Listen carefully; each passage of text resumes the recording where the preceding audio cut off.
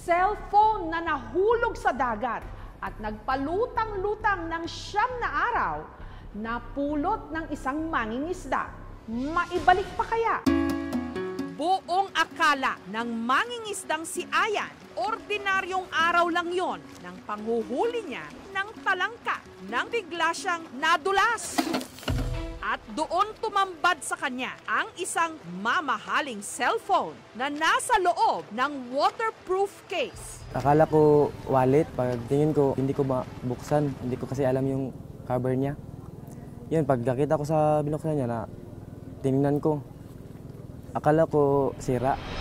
Saan kaya nang galing ito? At kanino ang smartphone? Ito na nga ba ang sagot sa mga panalangin ni Ayan na aminadong hirap sa buhay? 80 kilometro mula sa Davao City, matatagpuan ang munting bayan ng Sulok sa Davao del Sur.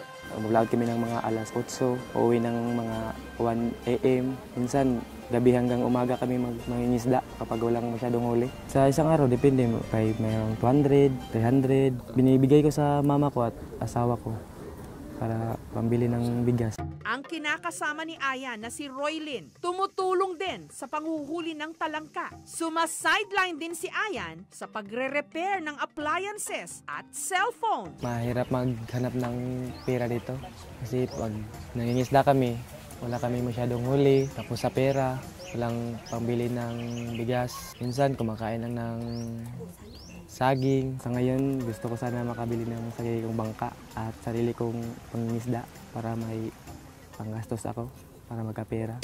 At dahil sira ang kanyang telepono, gusto na rin daw sana niyang magkaroon ng bagong cellphone. Kaya nung nakita niya ang smartphone sa dalampasigan, akala niya yun ay hulog ng langit. Taman ko yun dun sa Facebook. Tinignan ko kung magkano yung cellphone na yun.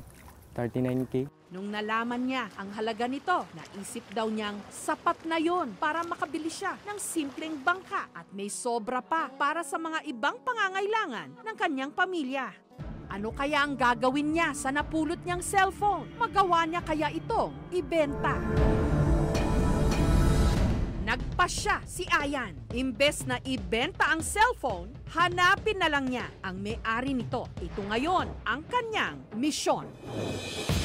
Ang problema nga lang, low bat na ang cellphone nung nakita ni Ayan. Wala rin naman siyang charger nito, kaya dumiskarte muna siya. Nagmamasada ako ng motor, inipunan ko para mabili ko ng charger. Mahal kasi yung charger. Hanggang nakabiyahe siya papuntang bayan at bumili ng charger sa halagang 180 pesos. Ito ang ginamit niyang pang-charge sa napulot niyang cellphone hanggang bumukas ito. Yun nga lang, nanghingi ng PIN o security code kaya hindi pa rin niya nabuksan hanggang binutingting niya ito at lumabas ang pangalan ng posibleng may-ari, Keith Kaliha. Nakita ko kasi yun sa emergency call. Sinat ko yung may-ari, si Kate Michael. Tapos hindi siya mag-reply kasi hindi siya kasi makaintindi ng Bisaya. Nagpabalik-balik sa PisoNet para i-chat sa Facebook si Keith pero wala raw siyang natanggap na sagot. Kaya minessage na lang ni Ayan ang mga nakita niyang kamag-anak ni Keith. Sinat ko yung papa niya. Mga isang araw, nag-reply siya sa akin na sinabihan ko na, "Sir, kita ko yung cellphone ng anak mo." Ang may-ari ng cellphone na si Keith Michael Kaliha, Pilipinong nagsisilbi sa Army National Service ng Singapore o isang sundalo ng Singapore, kung saan din naninirahan ang kanyang pamilya. Nagbakasyon lang daw sila sa Samal Island sa Davao noong April 11. Before we hopped onto the boat, I went to get a waterproof phone case from a vendor. And it was really cheap. It was around 100 pesos. And in case I drop my phone will be safe and still working.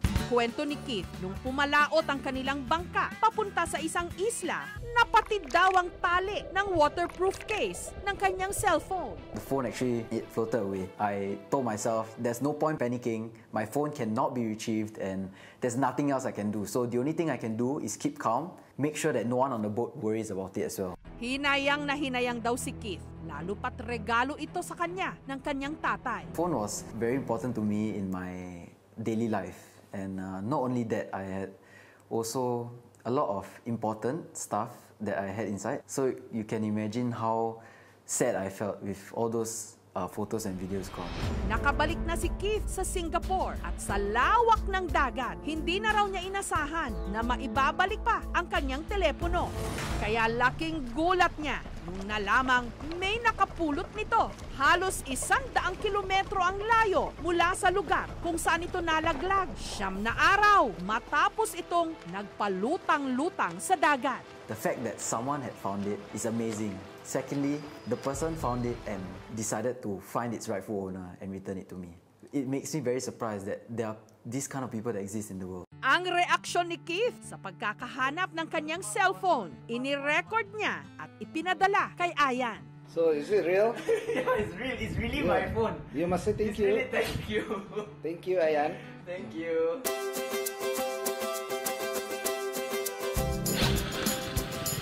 Dahil kumpirmado na ang may-ari, ibinahe ni Ayan ang cellphone papunta sa pinsan ni Keith sa Digos City na halos 1 oras ang layo mula sa kanila.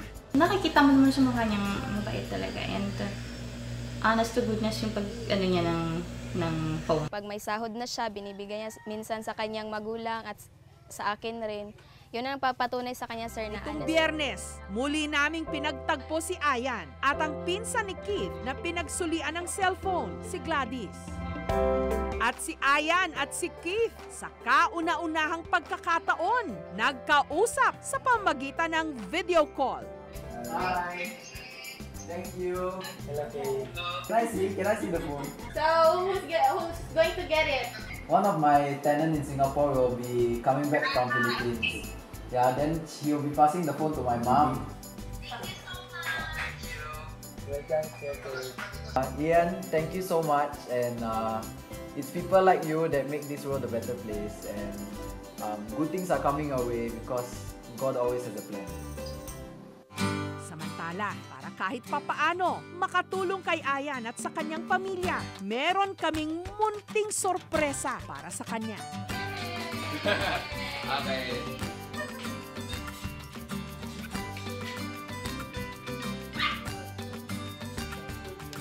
Ang cellphone ni Ayan, sinamahan na rin namin ang waterproof case.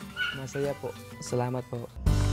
Akalain mo, cellphone na nahulog sa dagat, napulot at naibalik pa sa may-ari. Nagkataon nga lang ba o nakatakda So is it real? Yeah, it's real. It's really my phone. para magbigay daan sa isang pambihirang ugnayan at pagkakataon para ang buhay ni Ayan maambunan ng kaunting biyaya.